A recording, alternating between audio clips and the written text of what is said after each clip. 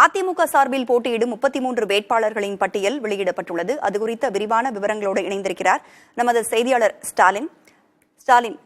தற்பொழுது அதிமுக வேட்பாளர்கள் பட்டியல் அறிவிக்கப்பட்டிருக்காங்க. அதுல மேக்சிமம் புதிய முகங்களுக்கு வாய்ப்பு கொடுக்கப்பட்டிருக்கு இல்லையா?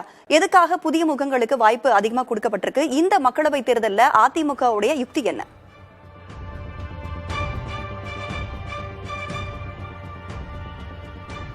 அதாவது அஇஅதிமுகவை பொறுத்த வரைக்கும் வழக்கமாகவே வேட்பாளர்கள் பட்டியல் வெளியிடும் பொழுது அதாவது யூகிக்க முடியாத அடிப்படையில தான் அவங்களுடைய வேட்பாளர் பட்டியல் பெரும்பாலும் இருக்கு.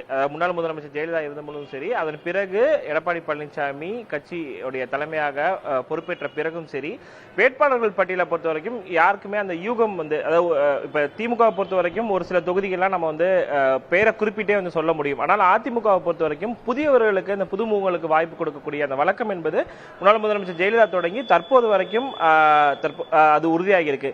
இன்று வெளியாகக்கூடிய இந்த மக்களவை தேர்தலுக்கான வேட்பாளர் பட்டியலை பொறுத்த வரைக்கும் பார்த்தோம்னா மொத்தம் 33 பேர் அதிமுக சார்பில் நேரடியாக போட்டியிட இருக்கிறார்கள். ரதா, புதுச்சேரி உட்பட 33 அதிமுக வேட்பாளர்களும் அதே போல எஸ்டிபிஐ கூட்டணி கட்சியாக இருக்கக்கூடிய நிலையில திண்டுக்கல் தொகுதி அந்த கட்சிக்கு அதிமுக சார்பில் ஒதுக்கப்பட்டிருக்கு. அந்த கட்சியுடைய வேட்பாளரும் நேரடியாக அதிமுகவுடைய இரட்டை இலை சின்னத்தில் தான் போட்டியிட இருக்கிறார். அதனால புதுமுகங்களை பொறுத்த வரைக்கும் கிட்டத்தட்ட 99% புதுமுகங்களுக்கு தான் வாய்ப்பு கொடுத்திருக்காங்க. தென் சென்னையுடைய முன்னாள் நாடாளுமன்ற உறுப்பினர் ஜெயவர்தனை தவிர பிற அனைவருமே கட்சியின் அடிப்படையில் பார்த்தோம் அப்படின்னா அவர்கள் புதுமுகங்கள் தான். சார்பு அணிகள் நிறைய இருக்கு அதிமுகவை பொறுத்த வரைக்கும். சார்பு அணிகள் மாணவர் அணி, வர்த்தக அணி, அதே போல அம்மா பேரவை, எம்ஜிஆர் மன்றம், இலக்கிய அணி என பல்வேறு சார்பு அணிகள் இருக்கு. அவர்களில் அந்த சார்பு அணிகள் இருப்பவர்களுக்கு தான் அதிகமா வாய்ப்பு கொடுத்திருக்காங்க. மிக முக்கியமாக அதிக பணம் படைத்தவர்களுக்கும் அந்த வாய்ப்புகள் வழங்கப்பட்டுள்ளதாக அதிமுக சார்ந்த தொண்டர்கள் நம்ம நேரடியாக பேசும் பொழுது, ஏன்னா நாடாளுமன்ற தேர்தலில் அதிகமாக செலவழிக்க வேண்டிய ஒரு கட்டாயம் இருக்கிறது. அதனால பெரும் பணம் படைத்தவர்களுக்கும் இந்த வாய்ப்பு என்பது கொடுக்கப்பட்டிருப்பதாக அதிமுக தொண்டர்கள்ட்ட நம்ம நேரடியாக பேசும்போது சொன்னாங்க.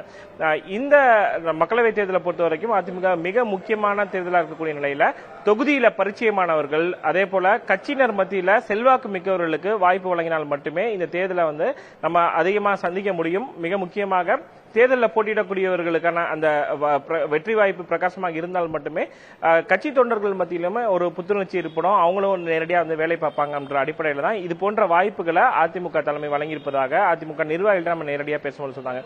இந்த தேர்தலில் கிட்டத்தட்ட 18 நாடாளுமன்ற தொகுதிகளில் நேரடியாக திமுக அதிமுக போட்டியிட இருக்கிறாங்க. அதே போல 6 தொகுதிகளில் காங்கிரசுக்கும் நேரடியான அதிமுகவிற்குமான அந்த நேரடி போட்டி என்பது நிலவி வருகிறது.